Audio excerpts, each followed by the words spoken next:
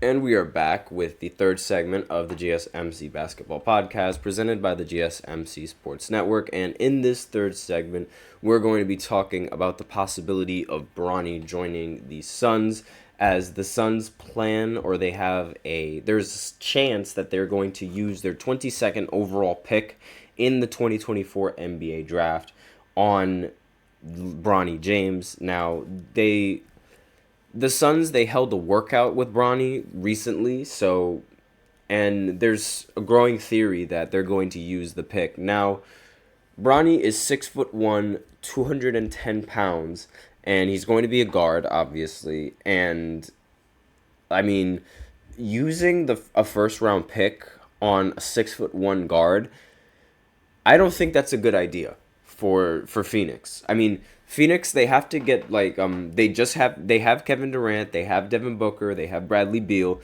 They have to focus on winning a championship right now, and they have to use this pick wisely.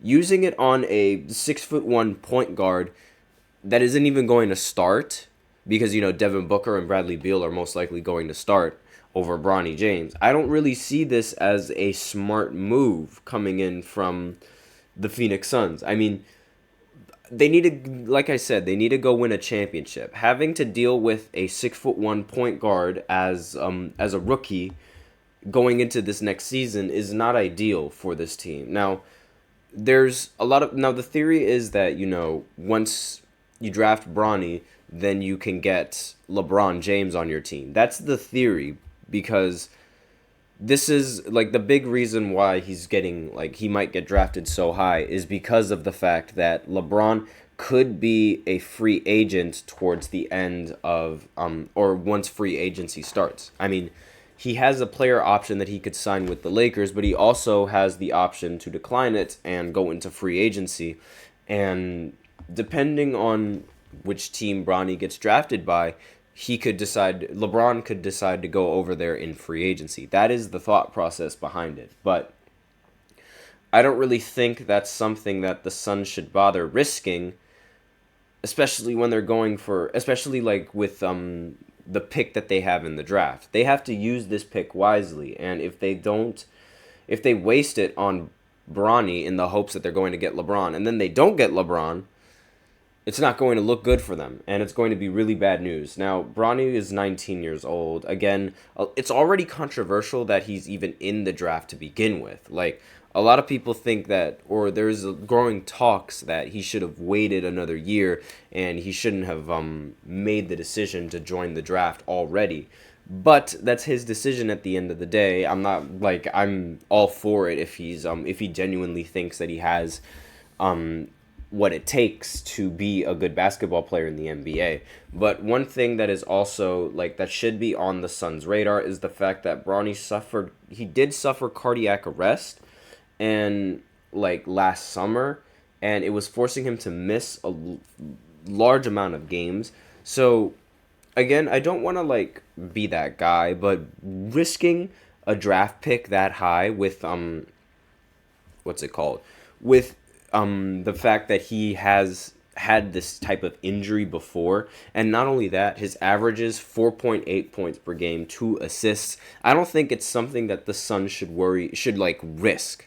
That's my personal opinion on that. But at the same time, I am all for Bronny being drafted to the Lakers, because that would mean that LeBron is probably going to stay on the Lakers, and he's going to be able to play with his son, which is something that they've always wanted. I would like to see that story. That's just me, however, but I don't think the Phoenix Suns should worry about drafting somebody like that, and they should focus their picks on getting someone that could actually help them win a championship. Now, for the Suns, again, Minnesota eliminated the Suns in the first round of the playoffs. So there's no chance that LeBron is most likely going to agree to sign with them, at least according to this article that I'm looking at right now, even if they select Bronny. Now, he recently downplayed his need to play on the same team as his son recently. Plus, he stands to lose out on a $51.4 million player option if he chooses to return to the Lakers. So the article continues to say, while Bronny is a solid talent, his freshman season stat line proves he's not worth a first round selection. A commodity won't. The Phoenix Suns won't control again until the 2031 season. So they really need to use this pick wisely. Otherwise, they're not going to have a first-round pick to use wisely again up until 2031, which is why I don't think they should waste it on... I mean, and it really stinks, too, for the Suns because this draft class is noticeably weak. Like, it's not as strong as the previous draft class was, in my personal opinion. But at the same time, with only the 22nd pick in the first round, it's not like they would have gotten a great player either. But they have to make sure that they have to use it as wisely as possible, and they have to make a really good pick, and they can't waste this. So the Suns would be better off flipping the 22nd, at least according to this article, they'd be better off flipping the 22nd first round pick for future picks or players.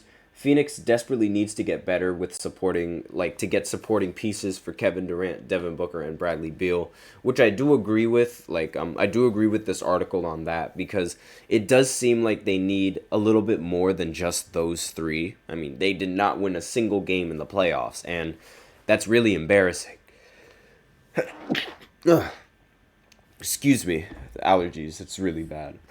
But again, they didn't win a single game in these postseasons, and that's really disappointing when you have someone like Kevin Durant on your team. Like the fact that again, this is coming from a Brooklyn Nets fan who literally had to see Kevin Durant get swept in the playoffs by the Boston Celtics, and it's really ironic how Kyrie Irving is in the finals before Kevin Durant, but it really just shows the importance of knowing your place, I guess you could say, because the fact that Kyrie is now reverting back to that second option instead when in previous years he wanted to be the first option when he was on Boston it's really crazy to me. Now, Bronny James is not back to Bronny, he's not the missing piece to this Phoenix Suns team. He's just not.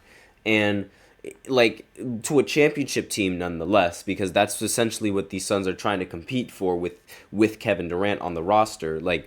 Adding him is just not going to help anything. So they should be resorting to filling the roster spots for next year, and they should retool and try to go at it again at making it to the finals.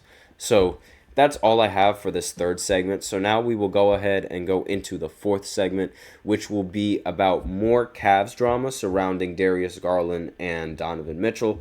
And I'm going to be looking at an article posted by Bleacher Report. So I will be right back after this short break. So stay tuned.